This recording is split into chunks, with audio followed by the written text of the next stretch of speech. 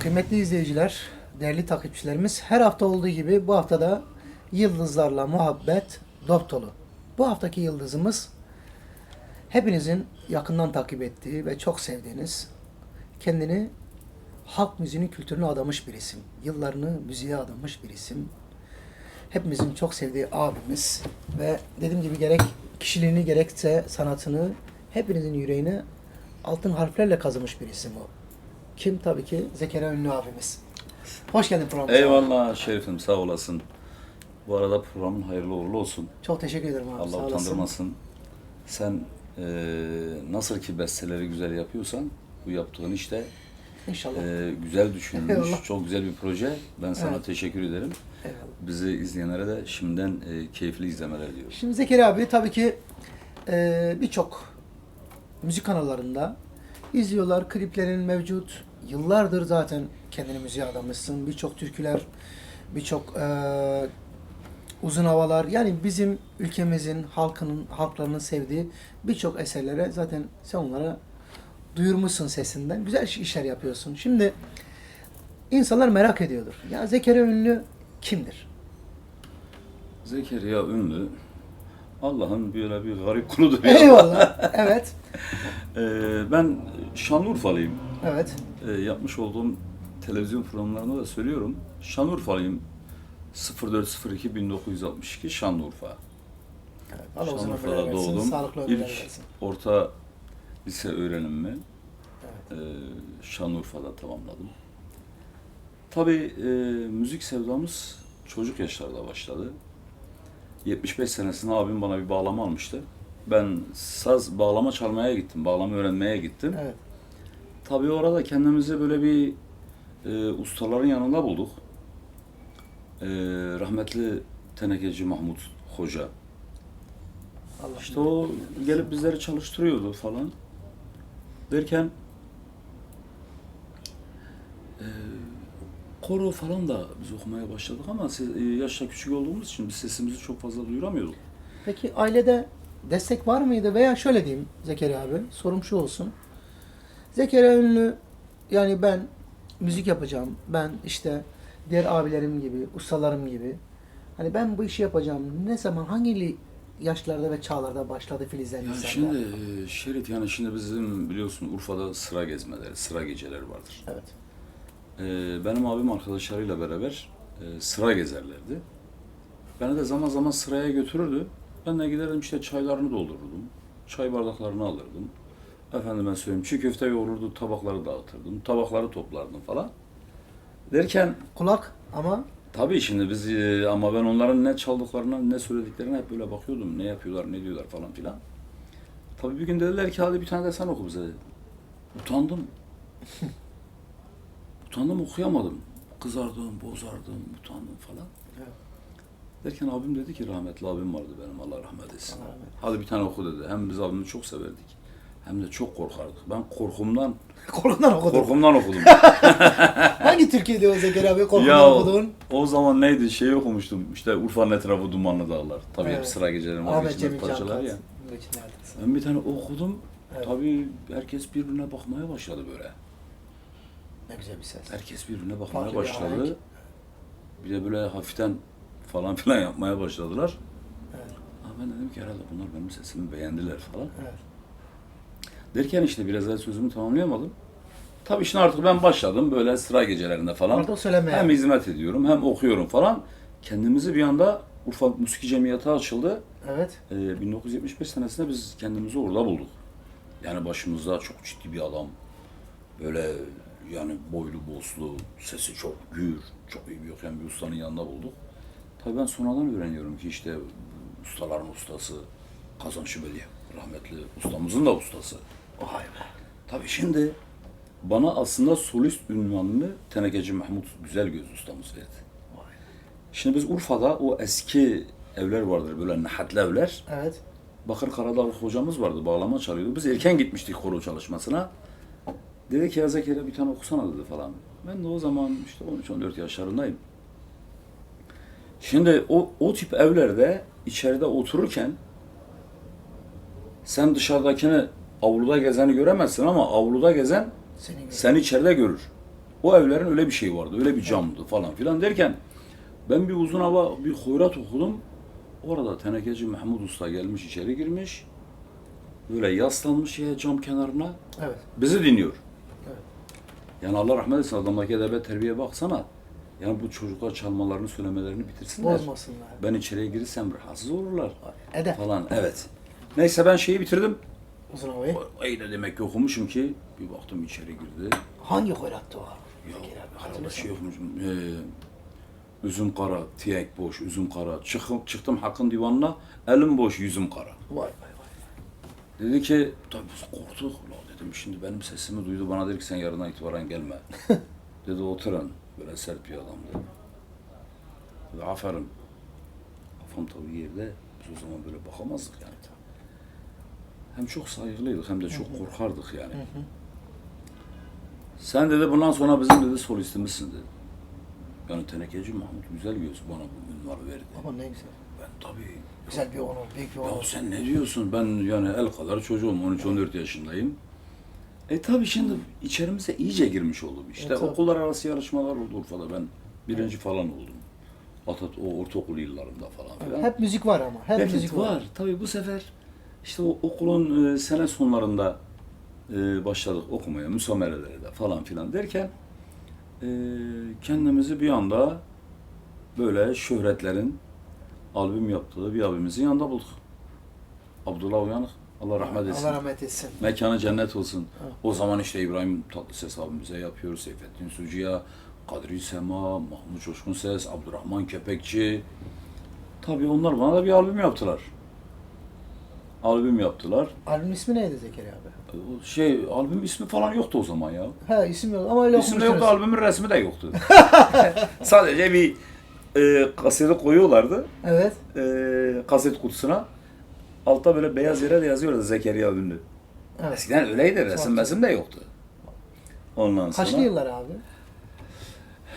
78. 1978. 78'li yıllarda yani diyor 40 sene olmuş. Yani 78'de senin albümü var yani. Tabii 78'de işte o albüm bizi buralara getirdi.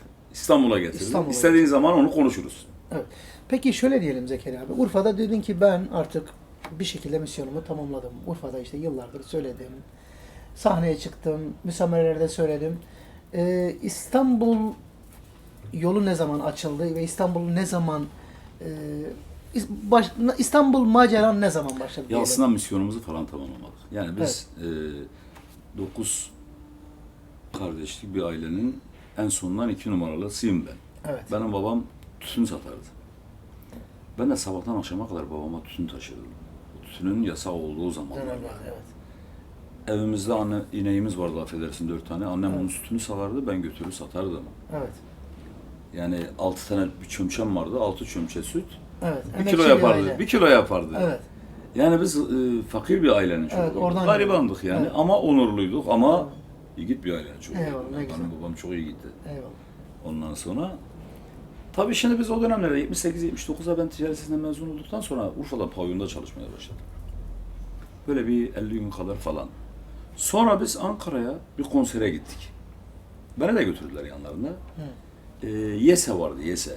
Evet. Yese, beni de götürdüler. Gittim ben işte türkümü okudum falan. Meğersem benim türkü okuduğum masasına gittiğim kişi Tarım ve Köy İşleri Bakanıymış. Münir Güney. Evet. İsmini hiç unutmam. Adamın hoşuna gitti. Ben de o zaman böyle çok kıvırcığım. Sakallarım tellemiş, saçım böyle bonus gibi falan. Beni çağırdı. Dedi ki oğlum dedi, bakar mısın dedi. Buyurun efendim dedi. Sen ne iş yapıyorsun dedi. Kendisine konser vermişim, benim işimi soruyor. Evet. Dedim ki efendim ben pavyonda türkü söylüyorum. Hangi okul mezunusun dedi sen? Dedim ki ticaret lisesi mezunuyum. Aa bak dedi bu çocuğun daktilosu da iyidir dedi. O zaman benim daktilom da iyiydi. Kara kara kartallar, karlı dar surlara kanat kırarlar. Bundan öğrenmiştik yani şey. Evet, Temel daktilo, harfler tabii, oydu.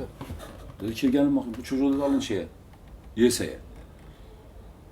YS macerası başladı. Devlet dairesine O girdi. zaman ben abi pavyonda çalışıyorum. 250 lira para alıyorum. Bir tane mobiliyetim var.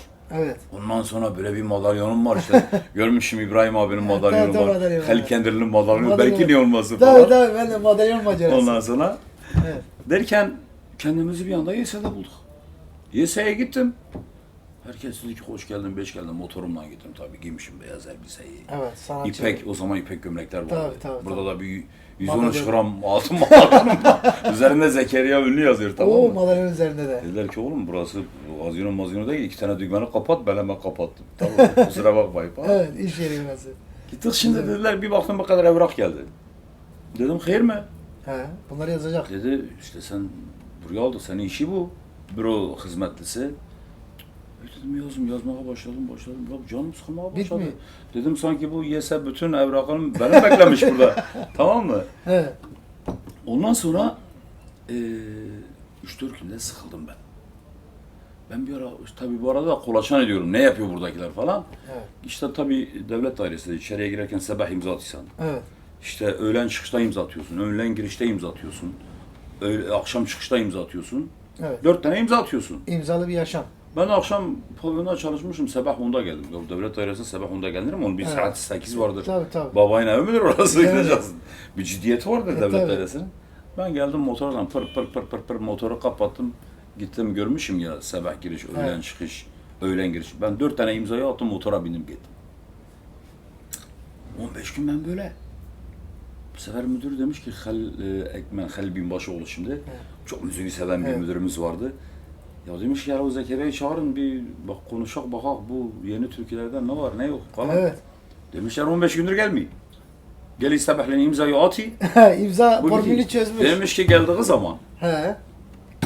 benim yanıma gelmesini söyleyin. Dediler ki seni müdür çağırıyor.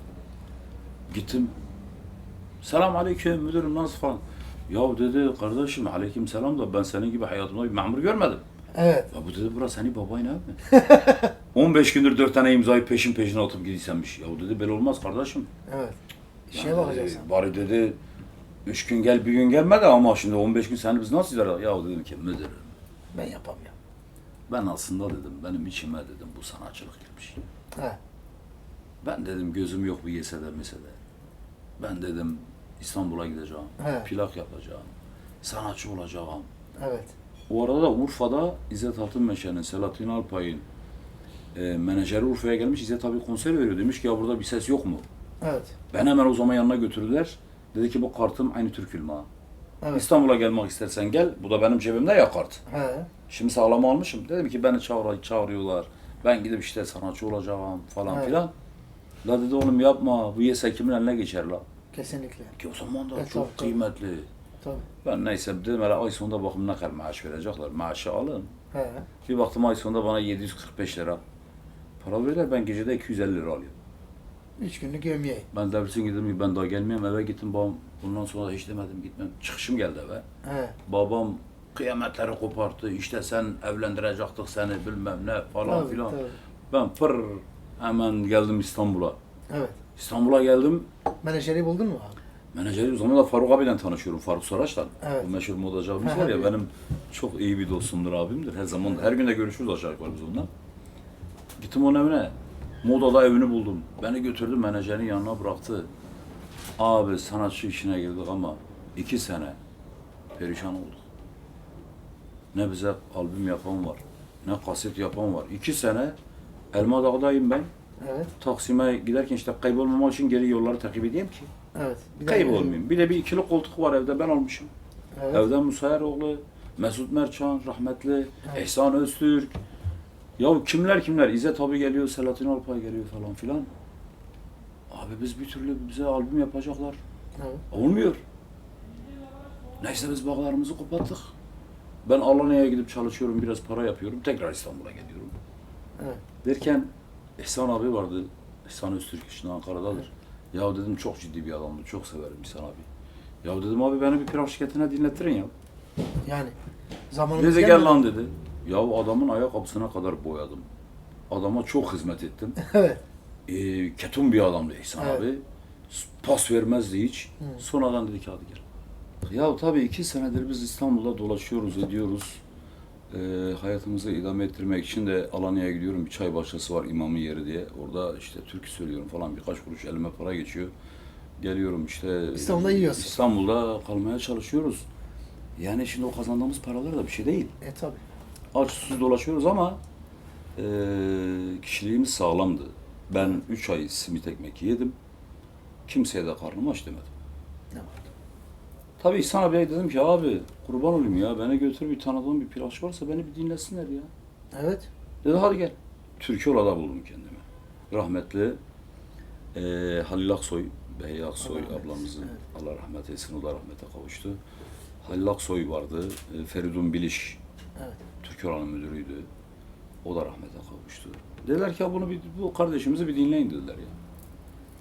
İyi hadi bakayım bize bir tane oku dediler. Abi ben Allah ne vermişse var ya öyle bir okumuşum var ya ne okuduğumu bilmiyorum. Evet. Bir baktı herkesi birbirine baktırdım ama. Evet. Tabii o zaman da bizim içimize İbrahim abi kaçmış. Hep E, onun tabii, türkülerini tabii. okuyoruz. Yani. Seni yakacaklar, gurbet treni, yalnızım dostlarım, ayağında kunduralar falan filan. Allah Allah dediler ya bu çocuk İbrahim gibi okuyor dediler. Evet. Tabii biz İbrahim abi gibi okuyamayız da. O renk, Ondan o tür- feyiz aldığımız Evet. için dediler tamam bu çocuğa plak yapalım. Allah Allah. 3 plak yapıyorlar.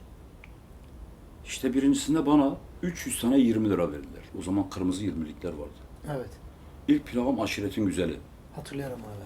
Tabii daha buralara gelmeden evvel de Evet. buralara gelmeden evvel de yatacak yerim yok. Bir şeyim yok. Gidiyorum Evet. Fatih Parkı'nda ben 7 gün yattım ya. Vay Fatih Parkı'nda. vay.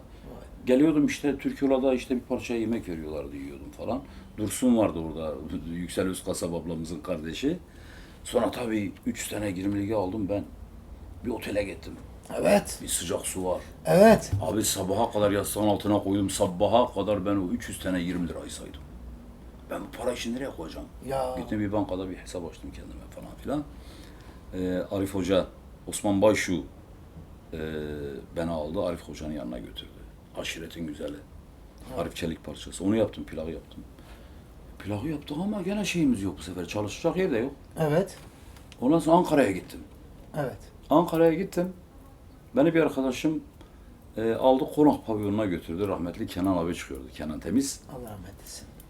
Dedi ki gel oraya gidelim. Kenan abiye tanımıyorum dedi Kenan Evet. abi. En önemli bir masa kuralım dedi.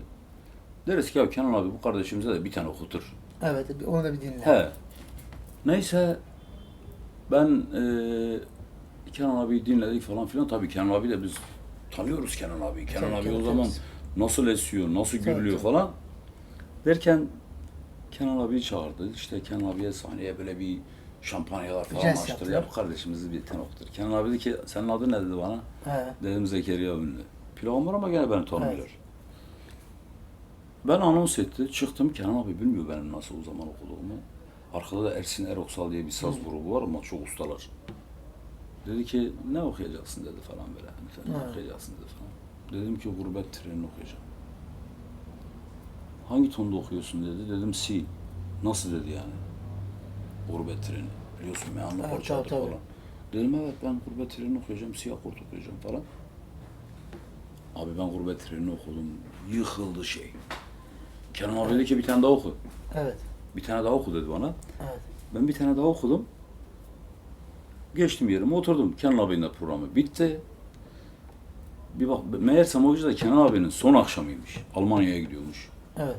Demiş ki ya bak ben gidiyorum. Bu biraz da sahneye çağırdığım çocuk demiş. Adının ne olduğunu bilmiyorum ama ya bu çocuk demiş yani alın demiş burada çalışsın pavyonda. Vay be. Farkında bir yol Bir açıyor. baktım garson geldik seni yukarıda çağırıyor Kenan abi. Evet. Gittim. Patron da geldi. Dedi ki sen çalışır mısın dedi. Nasıl çalışırım dedim. 7500 lira. Paraya bak ya. Evet. Ondan sonra ben başladım Kenan abiyle öyle. Tabii Kenan abiyle dostluğumuz sonra çok uzun yıllar devam etti. Sonra tekrar ben İstanbul'a geldim. Bir tane kendime küçük bir daire mayra aldım falan. İşte aileme de o ara para gönderiyordum. Anneme, babama, kardeşlerime falan. Derken Kenan abiden çok samimiyim ama sabah kalktık mı birimizi görüyoruz. İşte Kenan abi Ankara'da da yine sonra geldi çalışmaya başladı. Bütün parası bende birikiyor. Bir zarf yapmışız. Kenan abi işte 300 verdi falan tarihinde. Cebine de 100 lira para koydu. Tek dedim ki o 100 lira ne? Dedi bu da vallahi billah parası. Kim sorsa derim ki benim param bu kadar. Aslında kasasıydım onu. Evet. Ondan sonra işte benim bekar evimde Kenan abiyle falan filan kaldık. Onun gazinosu çalıştığı yere gittik, dinledik. Devrisi gün Kenan abinin yüksek tansiyon geçirdiğini, oğlu Savaş beni aradı. Dedi ki amca yetiş, Ataköy Hastanesi'ne getirdik. Ben üzerimde eşofman Ataköy Hastanesi'ne gittim, arabaya girdim. Kenan abi sırt üstü yatıyordu, titriyordu. Kucağıma aldım. Kenan abi getirdim çapaya. Ve Kenan abi bir nevi benim kucağımda öldü yani. Bak beni başlattı, benim kucağımda öldü. Allah mekanını cennet etsin. Ya çok bir abimdi, sana anlatamam Şerif. Çok bir abimdi. Evet. Tabii sonra Ankara'da ben çalıştım. 12 sene pavyonda çalıştım. Sonra döndüm 95'te geldim. Pembeköy Gazinosu'nda çalışıyordum. Pembeköy Gazinosu'nda bir vesileyle eşimle tanıştım. Düğünümü de Pembeköy Gazinosu'nda yaptım. Evet. Evlendim falan filan derken sıra gecesine kafayı yormaya başladım. Evet, bu sıra gecesi enteresan. Şimdi senin gibi bir yerden plak birey olarak başlayıp işte albümler yapıp solo albümler yapıp bir anda kendini farklı bir yapıya bürünüp farklı bir, yani herkesten daha farklı bir şey yapmak nereden geldi bu? Ya ben aniden karar verdim. Evet. Evde oturuyordum. Kazanç İbedi Ustagil'i şeyde gördüm, televizyonda gördüm. Evet. Ya dedim ki ben niye sıra gecesi yapıyorum? Benim ustam tenekeci Mahmut.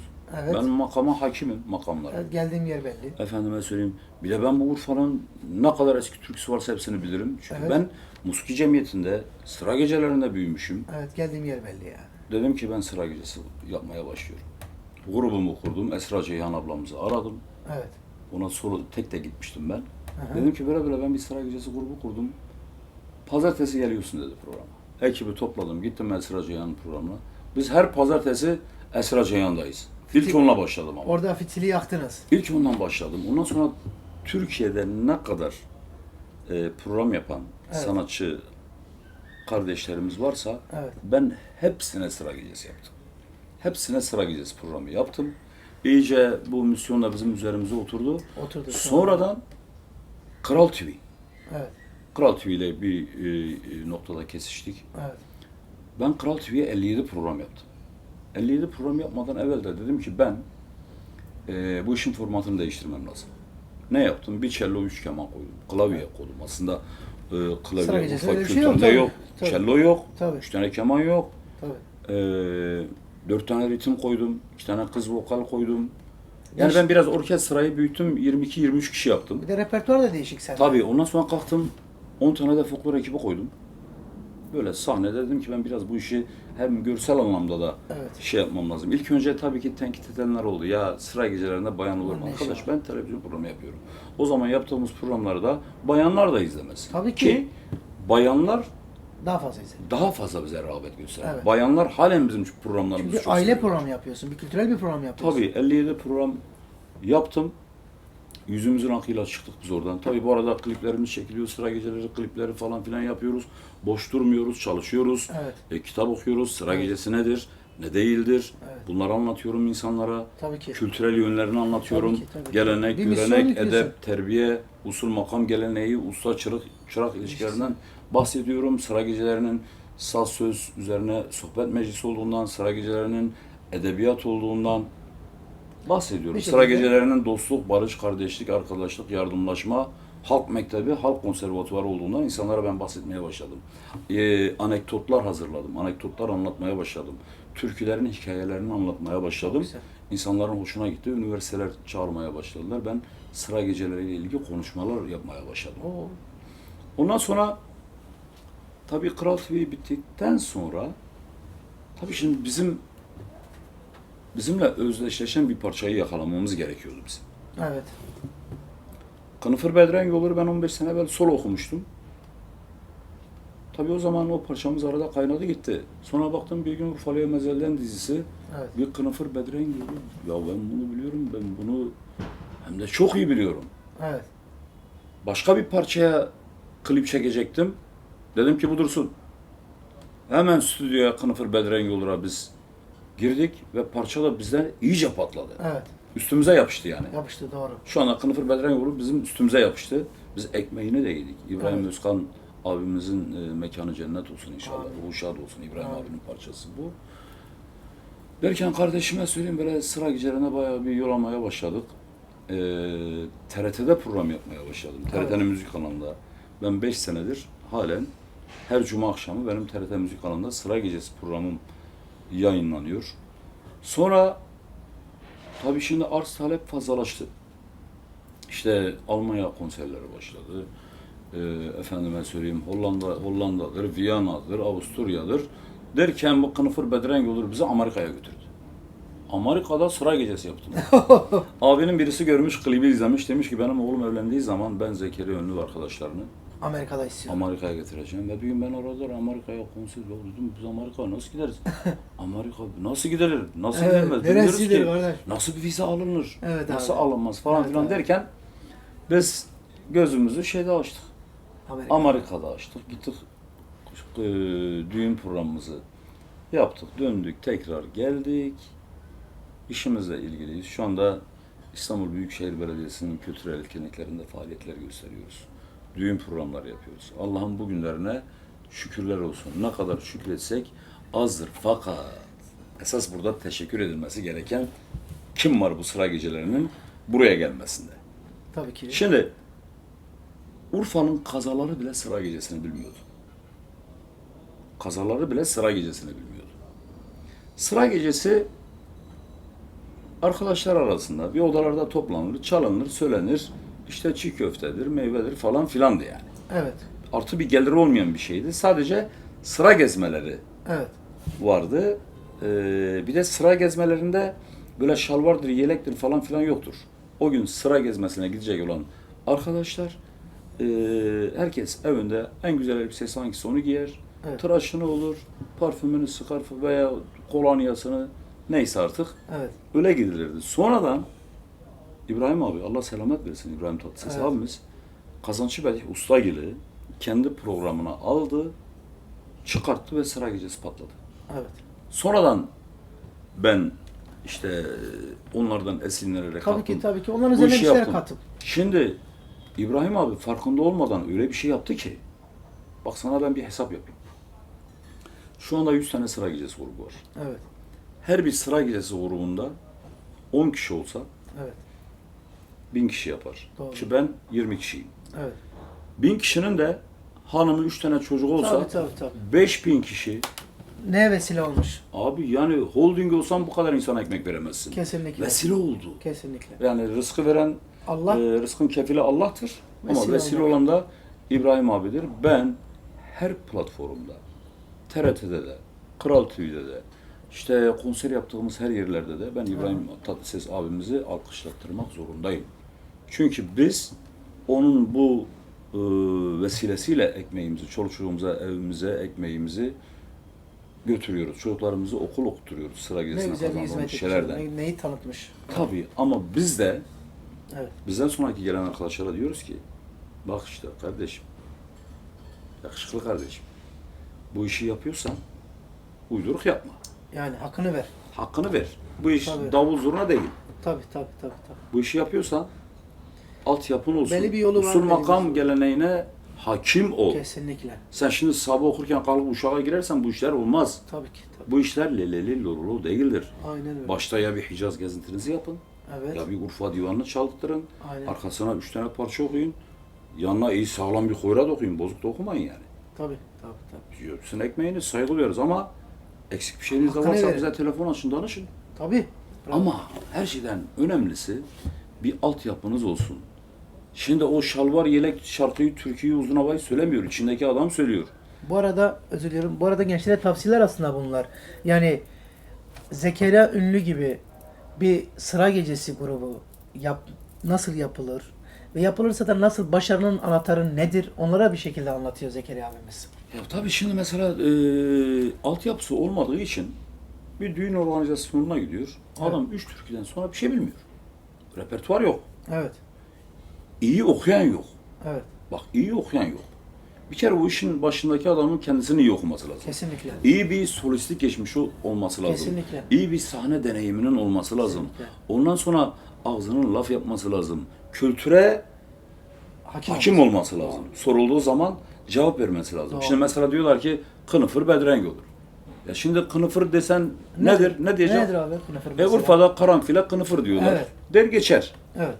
Peki usta bu türküyü yaparken nasıl yapmış? Ne demek istemiş orada? Ben bilmiyorum. Bilmiyorsan niye okuyorsun? Evet, bilmem Türkiye'yi Ben anlatman bunu lazım. TRT'de anlatıyorum. Evet. Şimdi kınıfır bedrengi olur, aşka düşen denge olur. Kınıfır, Urfa'da karanfile kınıfır derler. Evet. Bedrenk, doğuk, mat, soğuk anlamında. Evet. Kınıfır bedrengi olur, aşka düşen denge olur. Aşk sarhoşu olur. Evet. İsteren başıya gele, göresen ne rengi olur? O renk aslında karanfilin 7 renginden birisi. Evet. Karanfilin 7 rengi vardır, 8. rengi yoktur. Evet. O bet renk kirli beyaz olandır. Aşkının sevdasını yani o dizelerin içerisine gömmüş. Orada anlatıyor. Evet. İsteren başıya gele, göresen ne rengi olur? Sonra ben kalktım onun 3. kublesini buldum. Baktım ki parça eksik kalıyor. Evet. 2 kuble. Kardeşini aradım, Mercan Hoca'yı. Ya dedim ki bunun 3. kublesi yok mu ya? Ya dedi ki rahmetli ölmeden evvel dedi bir karalayıp bir yerlere bir şey atmıştı. Nedir dedim o? 3. kubleye bak abi. Evet. Kapıdan ayırma beni gülüm ama yandırdı kül etti beni. Evet. Yar yol ya canım kurban. Tut elim yar yar yar yar apar beni. Yani yar götür Götür beni. beni, evet. Biz bunu da bulduk şimdi. Fakat orada Mercan Hoca bu parçanın 3. kublesini bana verirken dedi ki ya rahmetli abim dedi çok üzülüyoruz dedi. Neye dedim? Ya yanlış okuyorlar dedi. Hani o şey kısmı var ya. Kınıfır bedrengi olur, aşka düşen dengi olur. Seren başya gele, ah bir gele, vah bir gele, göresen ne rengi olur. Yar uzakta gözüm görmez gülüm aman, uzatıram elim yetmez. Hasretini çektiğime, Çekti. sen oku, hasretini çektiğime. Abi, Urfa. Urfalıca okuyacaksın. Demiş ki ya hep buna üzülüyor biliyor musun? Evet. Hasretini çektiğime sözlerim çok çok çok dilim dönmez. Biz kalktık dedik ki sen merak etme kardeşim. Hasretini Evet, çektiğime.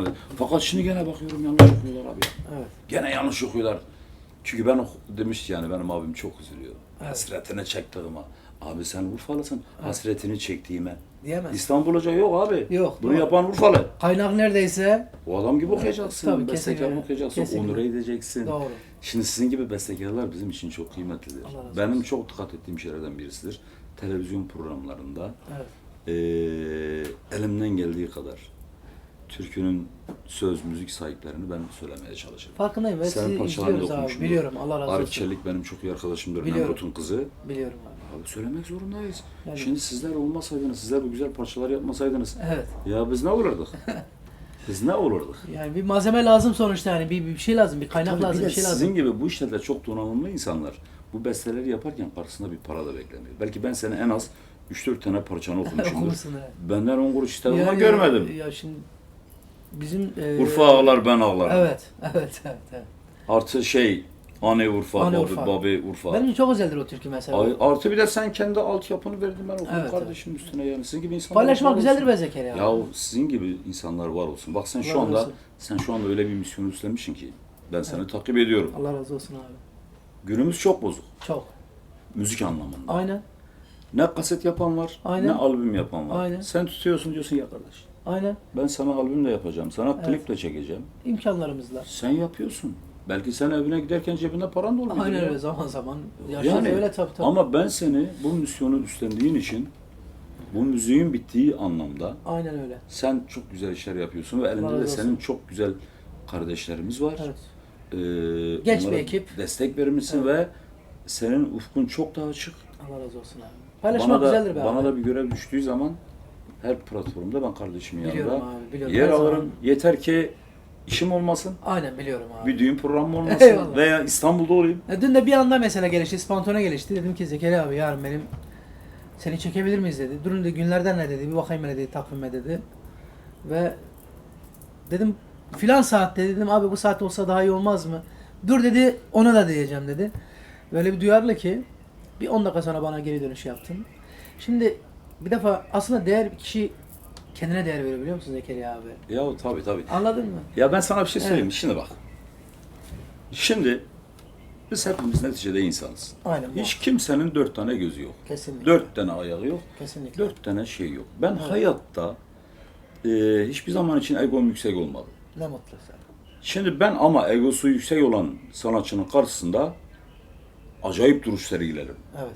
O da benim yanıma gelirken kendine çeki düzen verir. Aynen öyle. Şimdi biz birbirimizi sevmeliyiz. Kesinlikle. Birbirimize destek vermeliyiz. Kesinlikle. O çok meşhur olabilir. Çok bir Aynen. yere gelmiş olabilir ama geçmişini bilmeyenin geleceği olmaz. Kesinlikle. Biz çok yere gelmiş sanatçı arkadaşlarımızı da tanıyoruz. Ama şimdi öyle bizden bir geçmişleri vardır ki Aynen. bizden karşılaştığı zaman da bakarsın ki o adam değil. Ama ben şunu isterim arkadaşlarımdan. Evet. Kardeşim, geldiğiniz yeri hiçbir zaman için Unutmayın. unutmayın. Bakın 3 günlük bir dünyada yaşıyoruz. Doğru. Bu yerin nasıl ki üstü varsa Altı da var. altı da var. Esas altında. Evet. Bu altta ne türkü var, ne hoyrat var, ne Hiçbir gazel var, kurtarmıyor abi. ne lokanta var, Aynen. ne berber var, ne market Hiçbir var. şey yok aynen. Aynen. Hiçbir şey yok. Ne mutlu bunu Onun için, idrak edene, evet. onun için yarın öbür gün bu dünyadan göç edip gittiğimiz zaman arkamızdaki insanlar Güzel şeyler bırakmak bizim lazım. çocuklarımızı gördüklerinde ya senin baban rahmetli ey adam. Güzel bir adamdı be. Allah rahmet eylesin. Amin. İnsana kalan Tabii. Kar Kesin o. Ameli ya. Dünyaya bıraktığımız en önemli sermaye bu biraz aslında. manevi yönden de güçlü olmamız lazım. Kesinlikle.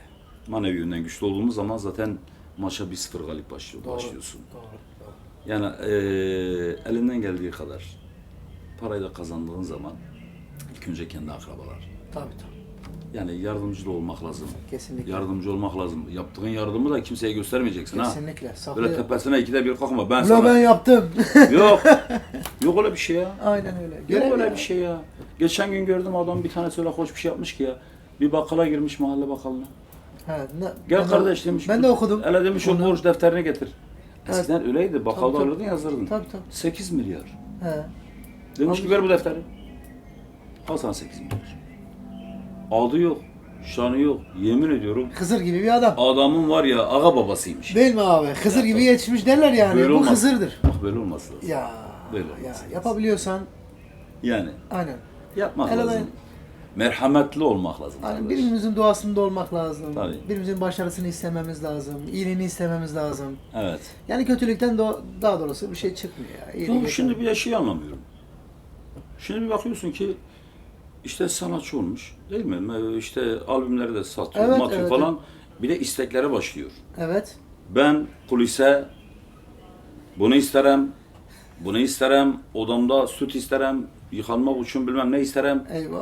La Aynen geri öyle. git oğlum, git şeker yavla. Okuyacaksın iki tane türküler. Yerine girsen de senin o okuduğun da senin meşhuriyetliğin abla. Değil mi abi? Ayıp Bu ya, kadar. ayıp ya. Kendini insanüstü görme. Herkese aynı davran. Şimdi bak mesela ben her pazartesi günü çok önemli bir yerde program yapıyorum. Yemin Evet. ediyorum personel beni nasıl seviyor biliyor musun? Mütevazilik. Ya Onlar- komiden tokalaşıyorum. Ne güzel abi işte. Ya çocuklara sırtlarını sıvazlıyorum, başlarını okşuyorum. Bu abi. Çocuklar bana diyorlar ki abi ya sen nasıl bir şeysin ya? Diğer arkadaşlar. La oğlum ne oldu ben nasıl bir şeyim işte onlar da gelsinler benim yanımda. Ha. Hani benim yanımda gör bakın ne yapacaklar. Yani Ne geçmişleri var. kesinlikle. Bizim çok bir geçmişimiz var. Çok bir geçmişimiz var. En azından Ben anlatsam var ya, ben daha bu %1'i. evet. Ben anlatsam, Bitmez. biz Balatlar'da, Dramanlar'da, Karagümrükler'de, biz buralarda kaldık ya. Bir Çekyat'ta bir arkadaşla sırt sırta yaptık. Yanımızda cardon geçiydi, önümüzde televizyon yok, buzdolabı yok. Bir tek Çekyat var. Evet. Rutubet ne olmuş gelmişiz sanatçı olacağız. Biz böyle sanatçı olduk. Bu zorlukları yendik sanatçı Tabii olduk. tabii o aşamaları, o Burada hiçbir basamakları. akrabamız yok, sıcak çorbamız yok, bir şeyimiz yok, hiçbir şeyimiz yok ya. Evet. Anam dedi ki oğlum Allah'tan kork yeter gel ya. Dedim ya ben plak yapacağım. Gemileri yakmışım. Ya da Dönüş yok. ya da dedim öleceğim. Vay Gelmeyeceğim be dedim. ya. Gelmeyeceğim. Anam da çok dua etmiştir ha. Ya şimdi Aman bizim demiş biraz ki, akrabada o- bizim he. kalabalık herkes askere gidiyor geliyor. He. İşte anaları ağlıyor ya askere He. gidenlerin. Benim anam böyle hiç ağlamazmış, bakarmış askere gidenlere. Demişler ki ya hani sen hiç üzülmüşsen mi bu askere gidip gelenlere? He. Demiş benim oğlum 18 senedir askerde gelmedi. O zaman 18 senedir çıkmış gurbete. Evet. Benim oğlum 18 senedir asker. He. Nerede yattığı belli değil, nerede kalktığı belli değil. Acaba aç mıdır, susuz mudur? Evet. Benim oğlumun 18 senedir askerliği bitmedi. Evet. Siz gideceksiniz, bir sene askerlik yapıp geleceksiniz. Neye ağlayayım demiş anam. Vay be, nasıl bir bakış açısıdır o da. Tabii canım. Nasıl Biz bakış açısı? öyle geldik. Kardeşlerimize de tavsiyelerimiz, genç kardeşlerimize de tavsiyelerimiz. Evet. Büyüklerine karşı saygılı olsunlar. Çok önemli. Edepli olsunlar. Çok büyük futbolcu olabilirsin. Evet. Çok büyük de bir sese sahip olabilirsin. Eğer huyun, ahlakın iyi değilse, edepli değilsen Evet. hiçbir şey olamazsın. Kesinlikle. Örnekleri çok vardır. Çok çok çok. Edepli olduğun zaman, saygılı olduğun Evet. zaman çevreni iyi gününde aramayacaksın, çevreni kötü günde arayacaksın ki o çevren de sana koşup gelsin. Evet, doğru. Doğru. Benim kardeşlerime ricam büyüklerine karşı saygılı olsunlar. Teşekkür ediyoruz abi bu tavsiyelerin içinde. Programımıza büyük bir renk kattın Zekeriya. Bitti mi? He, artık finale doğru gidiyor. Hay abim benim. Kardeş ben sana hakikaten teşekkür ederim. Eyvallah, ben teşekkür ederim. Yani bu abi. körler sağırlar birbirine ağırlar değil. Aynen. Senin yaptıkların yapacağının teminatıdır. Allah razı Sen olsun. çok güzel şey yapıyorsun Şerif. Teşekkür ederim Çok abi. güzel işler yapıyorsun. Yapmaya çalışıyoruz. be. Ya iki sen varsan bir de sen olmazsan nasıl olacaktı şimdi? Yani şimdi He? yani bizim tarzda belki çok eksik kalacaktı bir şeyler diye Çok düşünüyorum. eksik kalacaktı, evet ya. Herkesin demek ki bu dünyada bir görevi var. Ben Ya Zekeriya bir iyi abi. ki varsın herkesi. Sağ ol abim benim. Herkesi çıkarıyorsun görüyorum işte. Belki Elimden çok gelince. fazla böyle çok büyük kanallar olmasa bile kendine bir dünya kurmuşsun. Tabii. Herkesi bir tarafa gönderiyorsun. Bir tarafta Tabii. çıkarttırıyorsun. Az da olsa Türküsünü orada- okuyor, şarkısını Aynen. radyolarda Bir okutturuyorsun. şekilde. Bir daha da sen olmasaydın nasıl olacaktı bu Yani, iş? ne yapacaksın abi? Ama Demek çok ki güzel yani- sesli çocuklar var. ha. Var. Yani ben Duygulu değil mi? Birlikte çalıştığım arkadaşlarımla ben bir defa onlarla gerçekten gurur duyuyorum. Bir defa çok iyi bir ekibiz. Birbirimizi anlayan bir ekip. Genç ekip. Ne oldum demeden ne olacağım diyen bir ekip her şeyden önce. Evet. Demin anlattığın gibi çok önemli şeyler. Bir defa saygı çok önemli. Sevgi zaten işin temeli bu. Kendilerini hep bana gelen arkadaşlarıma da senin demin anlattığın o tavsiyelerde bulunuyorum. Yani Evet. ilk önce kişiliğimizi korumamız lazım. Tabii. Eğer kişiliğimizi koruyabilirsek sanatın zaten var. Hani Tabii. onu korumak, onu temiz tutmak. Bir şeyler temiz kalmalı be Zekeriya. Evet. Ben böyle bakıyorum. Şimdi bizi dinleyenlere, bizi izleyenlere Evet, çok saygı duymamız lazım. kesinlikle. Çünkü neden? Onlar olmasa da biz yokuz. Benim her zaman söylediğim bir laf vardır. Bunu TRT'de de konuşuyorum. Diyorum ki dinleyenler Evet, dinletenden daha kıymetli. kesinlikle. En azından burada bir pazar var. Diyelim ki çok basit bir örnek. Manavsın, domates satıyorsun. Adam gelmezse o domatesi almadığın müddetçe o domates orada çürür. Onun için Onlar daha önemli. ben buradan Bizi bizi sevenlere, sevenlere, Evet, bizi evet. takip izleyenlere edenlere tabii. söyleyeceğim Tabii, son tabii. sözüm Eyvallah. şu olsun. Evet. Ben hepsine saygılarımı, sevgilerimi sunuyorum. Bizi izlemeye, bizi takip etmeye devam etsinler. Çok önemli 2 tane parçaya klip çektim. Evet.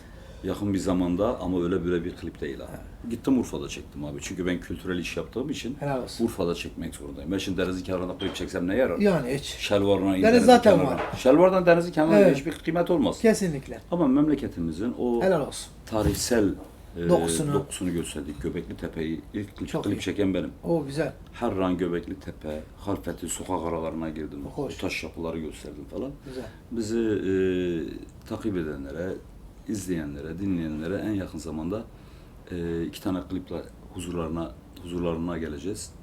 Hayırlı Umarım olsun şimdiden. beğenirler. Ben Allah'ın izniyle. herkese teşekkür ediyorum. Sana çok teşekkür Eyvallah, ben ediyorum. teşekkür ederim abime. Son sözümüz dinleyenler dinletenden daha kıymetli. Eyvallah. Sevgiyle kalın. Bir dahaki programda görüşmek üzere. Allah'a ısmarladık.